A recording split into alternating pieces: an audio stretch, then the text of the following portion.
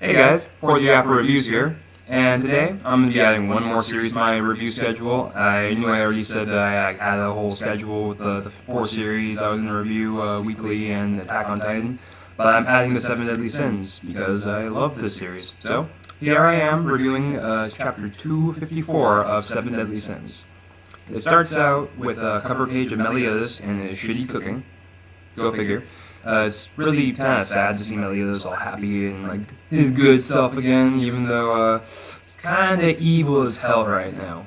Kind of pitch black evil. So it's bittersweet seeing him like that on the cover. Anyway, we get into the chapter, and Zeldris is returning to Camelot, empty-handed, might I add. He tells Meliodas kind of what happened, that like Merlin played him, and like that the four archangels are back. And immediately, Cusack and Chandler are both super worried that the four archangels are back. Meliodas, not so much. Meliodas kind of responds like, yeah, I saw the light of the pack that Elizabeth and the archangels made. Yeah, saw it from a distance, it was whatever. Yeah, so right after that, Chandler actually asked Cusack, what were you doing last night? Because if you remember, Cusack kind of disappeared, like while Zeldris was out and about and whatnot. And Cusack says nothing that an old man like you need to concern himself with, or something along those lines. And I find that really weird because he's just as old as Chandler. I mean, he doesn't look as old, but apparently he's as old, because that's kind of what Chandler says also. Oh, and before I get too far into the review, I want to touch on last chapter real quick. Escanor has the power of an archangel from his sunshine ability was part of one of the archangels, the one that's dead.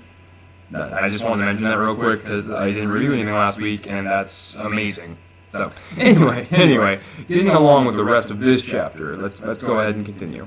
After we get the little scene at the castle with Zeldris returning and all the demons kind of talking, we get to see Galand, actually, who we haven't seen in forever, ever since he got wrecked by Escanor. I guess he kind of wrecked himself, but because he was scared of Escanor and his holiness, praise the sun. Yeah, so we see Galand, he's like fully conscious, which I wasn't expecting. I thought he'd be like petrified, but like that's it. Until he got like unpetrified or something, he'd be totally just not there. Apparently he's totally conscious though, and there's birds shitting on him, which is just adding insult to injury. Man, how the mighty have fallen. He was such a badass in the beginning, like just pure unadulterated badass, just kicking Meliodas' ass before he got his like power back, and everyone else kicking Diane's hammer back into her face and everything. Whew, I mean, just the anime just recently aired and showed this episode I'm talking about, and wow, it was really cool to see animated too. But now he's just getting shit on. Literally, he's literally getting shit on. Estarossa appears though, and Galand, really excited, is like, Estarossa, go get Zeldris and have him unpetrify me, which I find interesting, because when the commandments were first revealed, it was kind of said, revealed that, like, this commandments are absolute, like, nothing can reverse them except, like, for apparently Merlin, who's resistant to them. But the longer run in the series, we're seeing more stuff like that, because apparently Zeldris could have unpetrified Galand somehow. So, I'm not a big fan of that. Like, I did want him to get unpetrified, like, as a fanboy. You know, I wanted to see more Galand, but, it wouldn't have made sense story-wise for me, so I'm glad he didn't, and kind of disappointed that he implied there was a way to do so.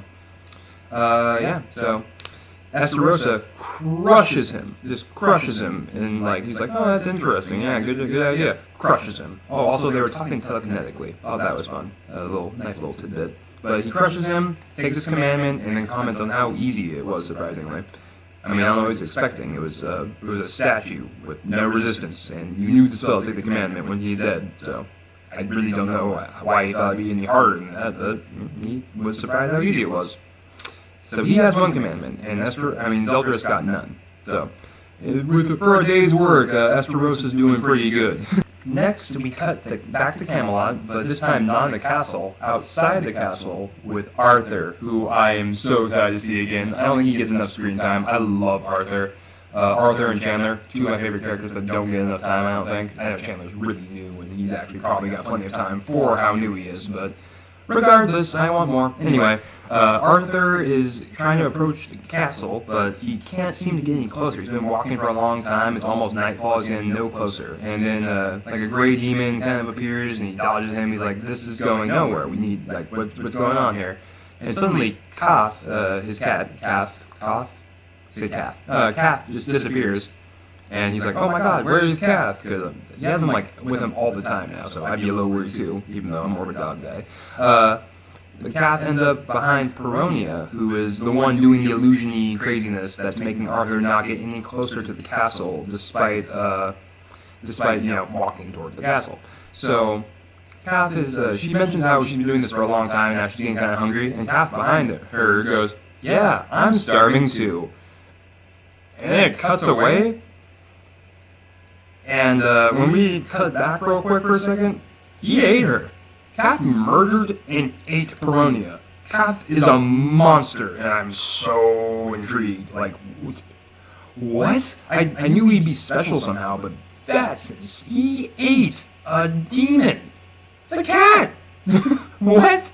That's super cool. I'm really, really, really glad that happened. That's just opens so many questions and mysteries, and I like that kind of stuff in these kind of series. I want to know more about Cath and what exactly he is. At first I thought he was kind of an extension of Arthur's magic, like his magic incarnate, that was why his magic level, I don't know where Nakaba exactly, released this information, but apparently Arthur has, like, a power level, like, 40,000, which is huge, but, like, all of its magic power, so I thought, like, Cath would be all that magic power, and he'd have to unlock that, but it's not quite looking like it. I mean, it looks like Cath is totally a different thing that just is connected to Arthur now somehow. So, more on him is going to be cool. And he returns to Arthur, like, immediately, and Arthur's like, oh, where'd you go? I was so worried, because Arthur's a nice guy. Cath is just like, food. Plain and simple. Food. And that's when we got the cut back that I was just freaking out about. So Arthur keeps approaching the castle, and he actually gets inside super quick. I thought it would, like, take another chapter or something, that it would be a little dragged out, but I thought it wasn't. He appears in the castle, and he's, like, walking down a hallway with suits of armor, and Zeldris appears at the end of the corridor. Yeah, that's terrifying. The executioner, and Arthur actually knows who he is. He's like, that is Zeldris. Holy crap. Like, he knows he's in for it. You can see the fear on his face. And Zeldris asks, who are you? And, like, why isn't my commandment working on you? Which, again, really interesting little tidbit. His commandment isn't working on him? I mean, also, like, I thought his commandment worked by, like, when they turn their back on you and, like, leave, like, then, like, you're turning your back on the Demon King, you're under me, piety, or whatever his commandment is. But, I didn't really see Arthur doing that. He was kind of still facing him. He's, like, backing up, but, like, he hits Cusack when he's backing up. So, like, he's going backwards. He's not looking backwards or anything. But apparently, Zeldris thinks his commandment should have worked on him already. So I think it's a little more technicality or something. I want to know why Arthur isn't affected by it. Maybe he's blessed by the goddesses too, but, like, not the way Merlin did by, like, playing the goddesses for it. Arthur's just born with a blessing or something. Not sure what that is. Arthur's definitely special, though. We know that much. So him not being affected by commandments, I'm actually okay with that.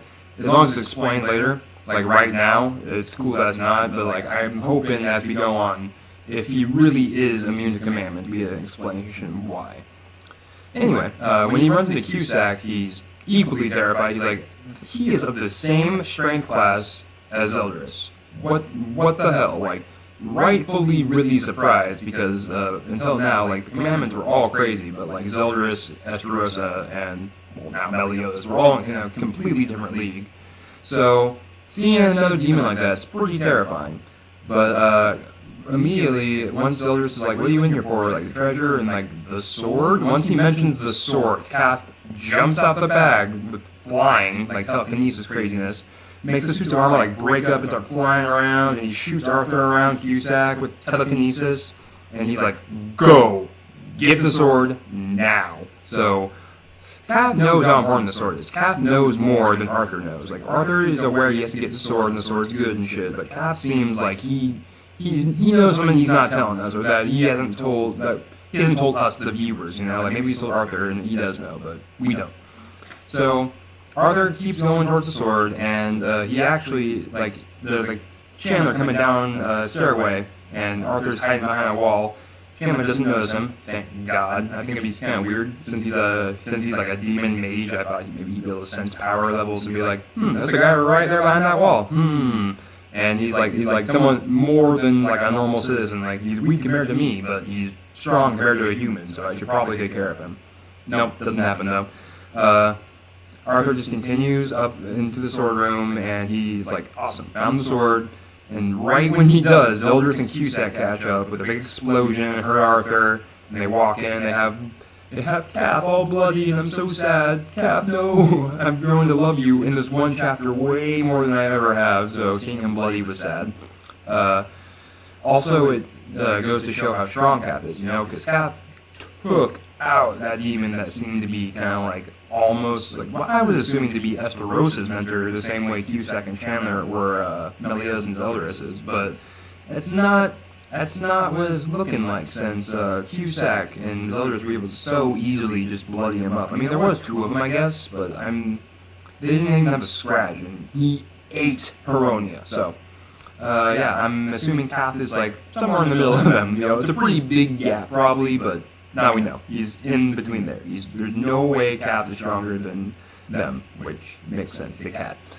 So following this, Meliodas actually walks in, and it's so sad because Arthur doesn't know. He doesn't know that Meliodas is evil, he lost his emotions or anything, or why this is happening. So I kind of forget sometimes that characters don't know everything us as viewers know. Like, he had no idea. And it's really sad to see, because he looked up to him so very much. Meliodas was a big part of his life, he was like trying to aspire to be like him, be strong and be like a good leader and be a nice guy.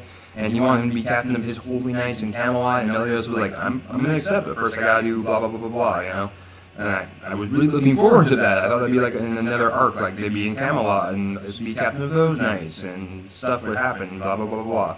But Arthur's pretty pissed, rightfully, right now, especially because he doesn't know what's happening. He quotes Meliodas. He says, "It doesn't matter what others think of you, it matters what you think of others," or something along those lines. And then he goes on to like say how disappointed he is in Meliodas, how he's like, you betrayed everyone that like matters to you, even your love, like that. And he says he'll never forgive Meliodas, which I kind of find bullshit. Once he figures out what's going on, Arthur's a nice enough guy, I think he's going to, but for dramatic effect, it was a nice thing to say. Then he grabs the sword and pulls Excalibur, or well, I'm assuming to be Excalibur. And yeah, because it's the legend of Arthur, King Arthur. So now he has the holy sword, and we're gonna see what it does hopefully next chapter, or hopefully he escapes with the sword and he's gonna like train with it or something. Hopefully it releases his power, or the supreme deity, I don't know, something. It's gotta do something crazy. This sword has been hyped up. I'm not gonna say to no end or anything, but like it's been hyped up a pretty good amount. Zeldris couldn't pull it, and Zeldris was like thinking like, this is sketchy.